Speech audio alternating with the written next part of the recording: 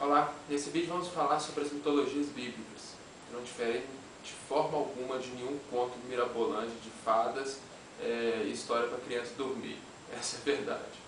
Bom, a gente tem, né, o rei Davi, que era um menino franzino que rasgava ursos e leões para proteger o seu rebanho de ovelhas, né, que derruba gigante com pedrinha e etc. A gente tem Jonas, né, que ficou dentro de um peixe 3 dias, foi vomitado na praia. A gente vai ter Sansão, que parece mais os X-Men, né, daquela época. Enfim, Jesus, né, como alguns colocam, seria o Crisêndio daquela época. Ou então, pelo menos, né, não acreditamos que os relatos dos evangelhos sejam literais, né, por razões óbvias. E, bom, enfim, sobre tudo isso, a gente entende, né, que se trata de fábulas, e o ponto é que as pessoas que têm elas como literais usam de argumentos para descrer das outras mitologias e fábulas e não percebem que estão dando um tiro no pé. Sobre isso, Hume fala, né? David Hume comenta muito sobre isso, principalmente sobre milagre, né? Que para o mesmo, a questão do milagre não é um fato desconhecido, que a gente não tem respostas, mas sim algo que vá contra a natureza já observada. Só aí então poderíamos ter um milagre. Quando se trata de relatos de terceiros, não deve ser dado crédito, até mesmo porque é muito mais certo e correto criarmos nas nossas experiências do que em relatos. Bom, eu quero começar lendo, né, uma parte da Bíblia e uma parte da Teogonia de Hesíodo, né, que narra ali a origem dos deuses. Você vai ver que são mitologias obviamente distintas, mas que a natureza é a mesma, narrações mirabolantes, um tendo Javé e o outro tendo Zeus. Bom, eu vou começar com os relatos da Teogonia. Uma parte que narra os atributos de Zeus, né, está aqui, diz o seguinte: não mais Zeus continha seu furor, e deste furor logo encheram-se suas vísceras, e toda violência ele mostrava. Do céu e do Olimpo relampejando avançava sempre. Os raios com trovões e relâmpagos juntos voavam do grosso braço, rodopiando a chama sagrada densos. A terra nutriz retumbava ao redor queimando-se, crepitou ao fogo vasta floresta, fervia o chão todo e as correntes do oceano e o mar infecundo. O sopro quente atava os titãs terrestres, a chama atingia vasta o ar divino, apesar de fortes, cegava-os nos olhos o brilhar fulgurante do raio e relâmpago. Enfim, né, aí continua a narração, mas a gente vê situações, né, que narram um Deus poderoso e as formas que ele agia. Na Bíblia eu separei aqui alguns textos que têm essa mesma natureza. No caso em questão, eu vou ler uma passagem de Jó, que diz o seguinte, Jó 26, do 10 ao 13. Deus separou a luz da escuridão por meio de um círculo desenhado no mar. Quando ele ameaça as colunas que sustentam o céu, elas se assustam e tremem de medo. Com o seu poder, Deus domina o mar. Com a sua inteligente, derrotou o monstro Raabe. Com o seu sopro, Deus limpou o céu, e com a sua mão matou a serpente fugitiva. É o que está escrito. Agora a gente vai passar, antes de eu fazer o comentário, né, para uma passagem em Isaías.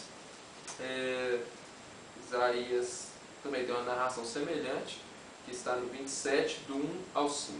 Acompanhe. Naquele dia, o Deus Eterno pegará a espada, a sua espada enorme, forte e pesada, e ferirá o monstro Leviatã, a serpente que se torce e se enrola. O Eterno matará o dragão que vive no mar. Naquele dia, o Deus Eterno dirá: cantem louvores à minha bela plantação de uvas. Eu cuido dela e sempre a rego, eu a vigio de dia e de noite para que ninguém a estrague. Não estou mais irado com ela. Se os espinheiros e o mato a ameaçarem, eu os atacarei e destruirei com fogo. Se os inimigos do meu povo querem a minha proteção, então que façam as pazes comigo. Sim, que façam as pazes comigo.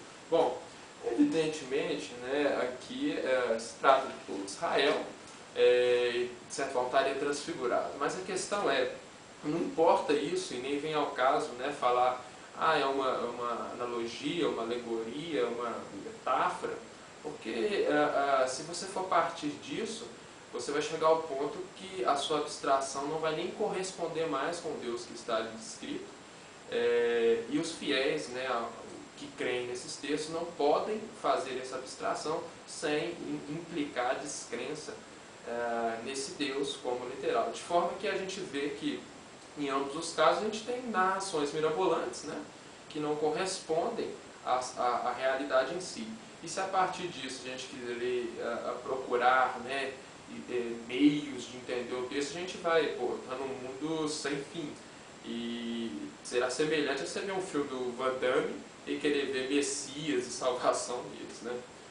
Bom, aqui no vídeo agora está aí alguns textos, né, que a gente assemelha já vê a Ares, o deus da guerra, porque nessas referências já vem ensina táticas de guerra, ele ensina como aniquilar os povos, ele dá força para aniquilar, enfim, parece Ares, né, o deus grego da guerra. Mais fábulas sobre Deus castigando nações, né, e nessa referência em questão é engraçado que narra dragões, sátiros, abutres, né, assemelhando aí a caverna do dragão, né, ou coisas do tipo. Interessante, né, é que sobre essas histórias, né, mitológicas, a gente tem crenças muito fortes por trás delas, né, e tidas como verdades. Sobre isso a gente tem paraísos, né, conhecimentos vindouros, imortalidade da alma, pecado, céu, inferno, recompensa e etc. Sobre isso é engraçado que, né, me lembrando mais uma vez aqui de Hilme, a gente está num mundo que as coisas, né, aparecem para a gente e a gente não tem inteligência, a gente não consegue inteligi-las como elas são. A gente apenas vê como as coisas se dão e a partir daí, pela observação, pela experiência, nós construímos, né, na nossa ciência. E isso é engraçado e interessante pensar, porque, parafraseando o Hilme, a gente não tem certeza que nem da próxima vez que chegar a mão ali perto de uma chama, eu vou queimar, porque se a gente for parar a pensar, o que me garante que no futuro se repetirá o passado? Isso é algo que o ser humano age dessa forma, mas não há nenhuma garantia disso, não há nenhuma inteligência nisso. Então, a gente julga pelo hábito, né? Então, por que a gente espera que queima? Porque até agora queimou. Mas nada a priori justificaria essa crença, né? Ou o oposto dela ser negado. Então, imagina, se a gente nem isso a gente pode falar com certeza absoluta, o que dirá paraísos, infernos, condenações, conhecimentos divinos, como Deus age, isso é absurdo, né? E Hilme expõe isso de uma forma muito interessante, e ele é um crítico veemente dessas ilusões, né, e sofismas, pseudo-verdade que a religião traz. Sobre tudo isso, né, o Hilme considera o conhecimento válido aquele que é a partir da experiência e da observação, né, porque apesar de ser pouco e não ser um conhecimento de fato, é tudo que temos. E sobre isso eu vou ler uma passagem do livro dele, né, que é o Investigações sobre o Entendimento Humano e sobre os Princípios da Moral. Essa parte sobre o entendimento humano é sensacional, e ele, né, termina o livro da seguinte forma, falando sobre essas crenças, né, que a religião traz. No último parágrafo do livro, né, ele diz: quando percorremos as bibliotecas, convencendo destes princípios, que devastação não deveremos produzir.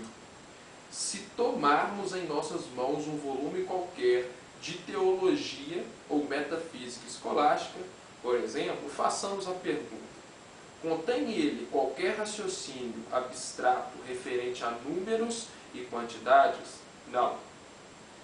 Contém qualquer raciocínio experimental referente a questões de fato e de existência?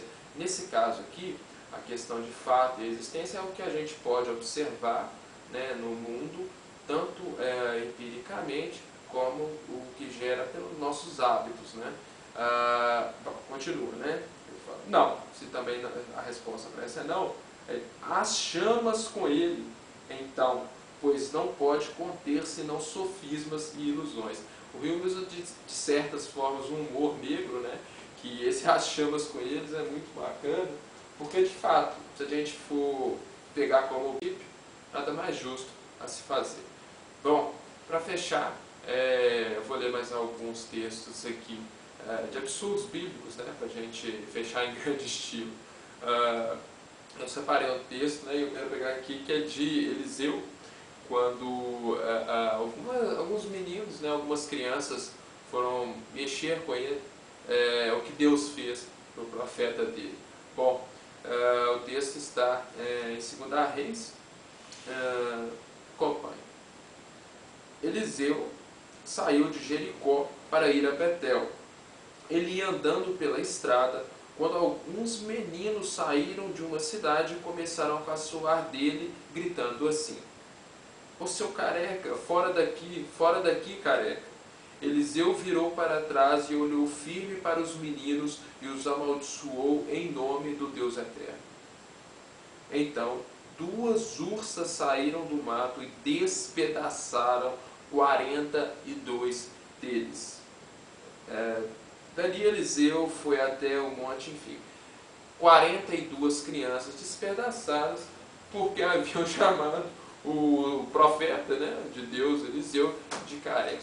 Bom, a gente sabe, né, isso nunca existiu, é mero mito, mas para quem tem esses textos como literais é revoltante, né, pessoas defenderem isso. Outro exemplo é o coletor de gravetos, né, que foi colher gravetos no sábado, provavelmente para aquecer a sua família, para fazer comida, enfim, e Deus o matou, né, Deus mandou que o matasse por ele ter violado o sábado. E outro exemplo também curioso é desse cidadão que foi segurar, né, a Arca da Aliança, está aí o exemplo, está aí a referência, que ela ia cair, ele segurou a arca, mas ele tocou na arca de Deus, e Deus foi e matou esse cidadão. Outro piada é a relação desse profeta, né, desse homem de Deus. Ele virou simplesmente para um camarada e falou assim: "Me dá um soco." Aí o cara se recusou a dar um soco nele. E aí ele falou assim: "Já que você me deu um soco, Deus vai te matar." Aí Deus mandou um leão e o leão acabou com esse cara. Aí ele virou pro outro: "Me dá um soco."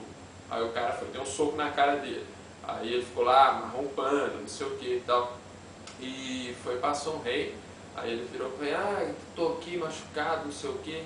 Aí o cara falou: "Eu descumpri, eu falei que ia segurar alguém, deixei esse cara livrar, então por isso eu vou ser morto." Então o rei: "Bem feito, aconteceu isso." Aí ele vira pro rei e fala assim: "Então, mesmo vai acontecer com você, você não matou quem Deus tinha pedido, então agora você vai ser morto." Era nessa relação que se dava, né? Enfim, quando, né, um último ponto que as pessoas costumam me perguntar é esse ponto de Deus ser bom. Quando alguém me falar que Deus é bom para você e o diabo seria o lado negro da força, mostra para ele esses versículos, principalmente aí o de Lamentações, que é o 3:38, que mostra, né, Deus falando que tanto as coisas boas como más acontecem por ordem do Deus eterno, entre outros, né, que até faz sentido de um Deus predestinador, né? Ele não faria sentido ele não fazer o mal, mas que fique claro. É isso aí, até mais.